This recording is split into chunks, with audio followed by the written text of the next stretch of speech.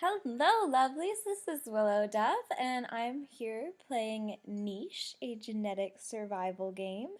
And oh boy, I am so excited to be bringing this to you because, I am a biology major, so I've actually been looking for a game with this kind of mechanic for a really long time because it's just really, fascinating to me how genetics works and how you can manipulate populations and create different characteristics. And it's just that there's finally a game with this kind of mechanic.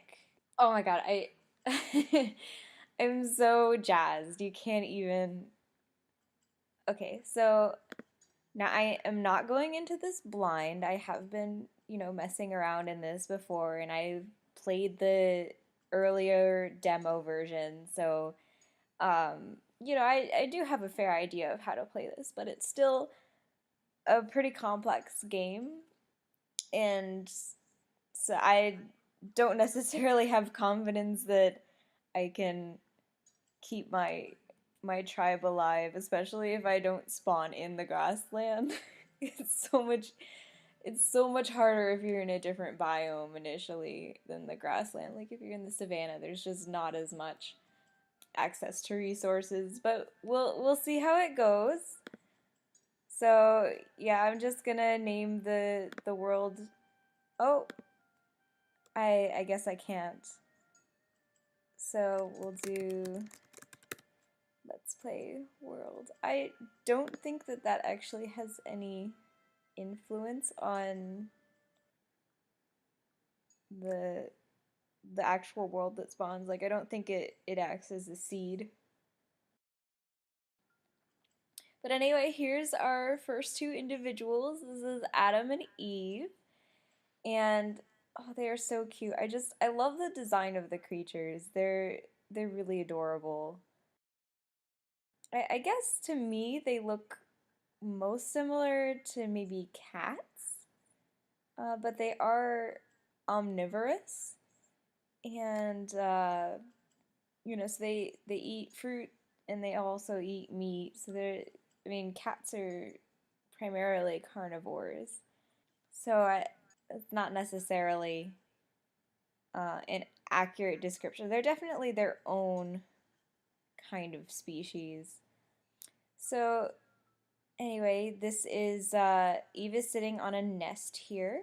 So I'll go ahead and breed her with Adam.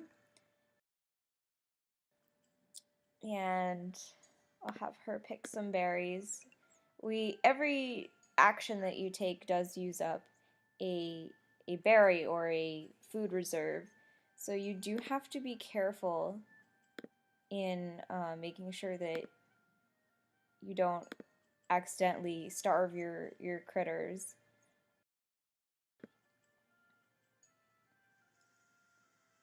Okay, so we have rain immediately, which is good because that replenishes the bush. And here we have our first child. His name is Kirkunu. Okay, so let's take a look at his genetics.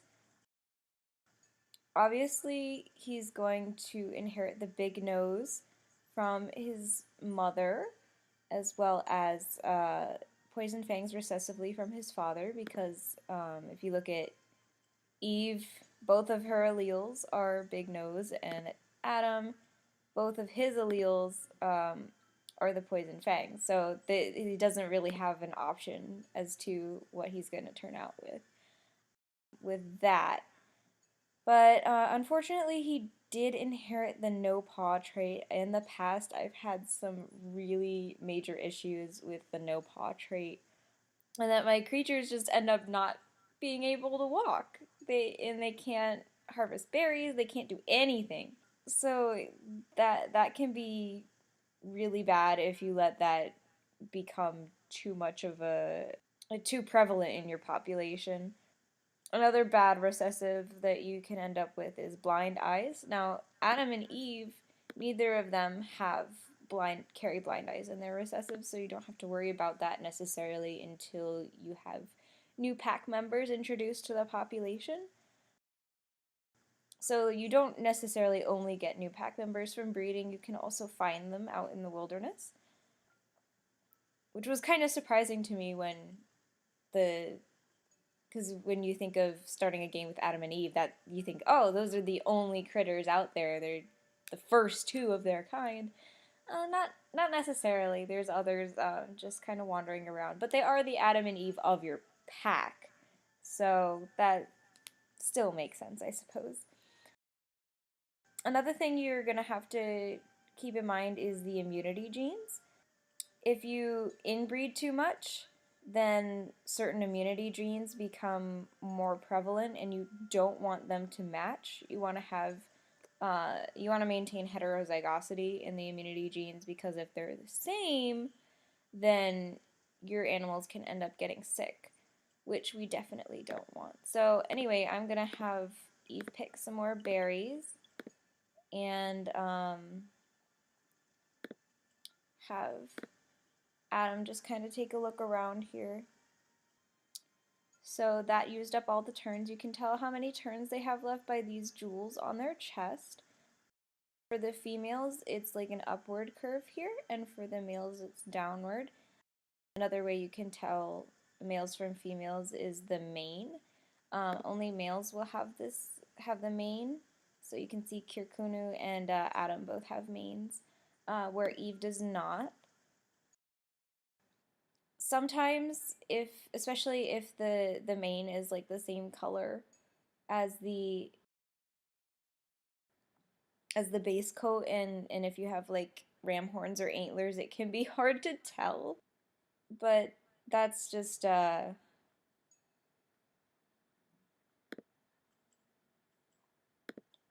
if you aren't sure about the gender, you can look down in the corner here and it'll tell you, oh, that's a boy, that's a girl. But generally it's not too hard to tell. Oh, I should have brought her to him because now she's not going to be able to move, but we don't want to use up too many of the turns anyway, I suppose. So she can't breed again until the first little one is out in the nest. It is a good idea to kind of breed as much as possible, because your creatures will eventually die of old age, and you want to be able to have a large enough population that continued breeding is possible, and you have a lot to pick from in terms of the allele combinations. But in general, you also have to be careful about how much food you have in reserve, because it's really tempting to try to use up all of the turns for every single creature, and if you have a lot of creatures and you don't have a lot of food, then you feel like you're wasting a lot of turns. So anyway, let's see. So this is a girl. Her name is Isray. Again, she has the big nose, which we would expect because big nose is dominant. 2 poison fangs, I believe, of all of the group. You can also have ram horns or antlers in this slot. Here, I believe poison fangs is the ultimate recessive in that case, but I'm not totally sure of the order. So she has immunity genes A and F, where her brother also has A and F. So we might end up with, just due to genetic drift, a unnaturally high proportion of A and F alleles in the population. Hopefully we'll breed them enough that we can also have a couple with B and G in the population, because we don't want to lose any of the possible immunity alleles, but you know, it does tend to happen that you lose at least one. So we're gonna move her. Oh, there's another nest. That's always good. We'll just have him pick that berry, and Oh, good. This is wonderful. We have a second bush. Another thing that's really good to find is a bunny hill, because then you can just have your creatures sit on top of the bunny hill, and sometimes bunnies will pop out and you can just hunt them.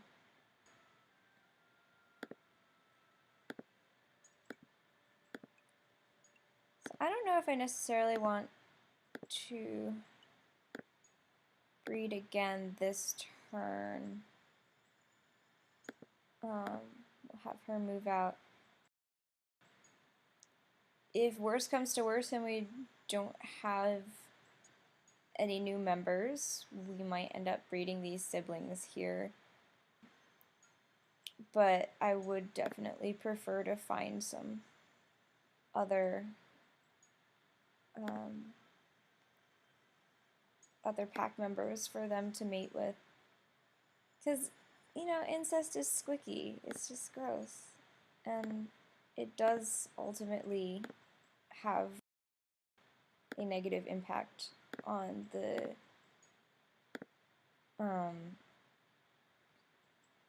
genetic viability of your population. So I'm just kind of clearing out the area.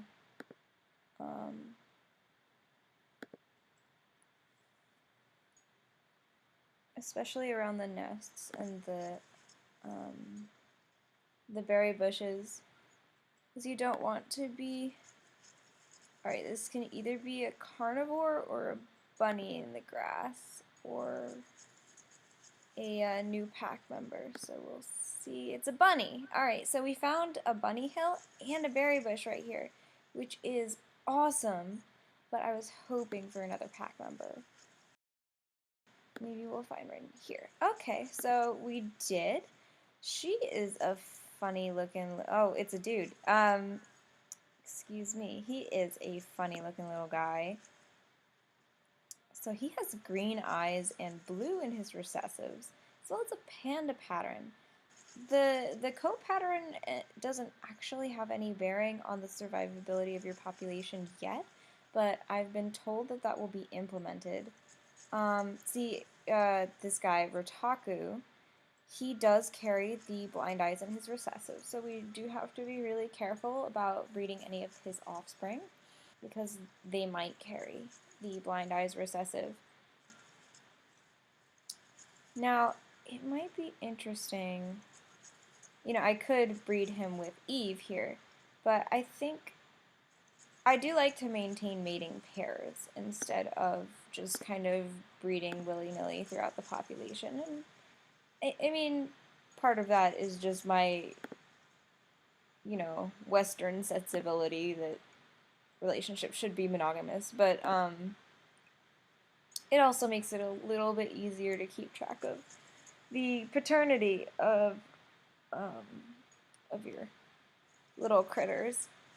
So yeah, if if Kirkunu wasn't out of turns, we would have been able to snag that bunny, but unfortunately. Okay, so let's just highlight Eve here. So, yeah, Israel looks almost exactly like Eve. Let's actually check Israel's compatibility in terms of immunity genes. So she has A and F, and he has G and F, so that's actually a little bit closer than I would like. I mean, definitely you want none of the four to match each other, but just for the sake of introducing his differing alleles into the population, like, I'm really excited about having both of these eye colors. Unfortunately, he does have the spit snout, which doesn't really do anything. I mean, to me, it looks like a deformity, like he might actually have trouble eating. So I would think that it would have a negative impact, and it's just kind of ugly. Like, I know people are like, I know some people think that the spit snout trait is kind of endearing. Oh, those bunnies, they're just mocking me. But, personally, I kind of like to keep it out of the population as much as I can. But, you know, just for the sake of variability, I will have to, I really should breed Rotaku into the, so I'm just gonna put him here so that hopefully next turn she'll be old enough to mate, and then we can breed her. I hope that bunny stays there so I can grab him. So yeah, next turn. Oh, I'm really low on food. Oh, brilliant, it's raining, so I'm just gonna, yes! Oh, wow, that's a lot of food actually. So we'll do that. And I guess I'm gonna just keep having Eve explore.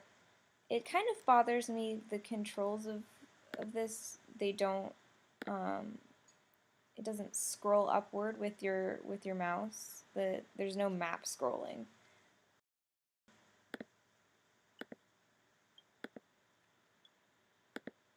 But you know, there's not much I can do about that until they release an update. Oh, she is. She's still too young to breed. So I'll just move her in here and we'll just wait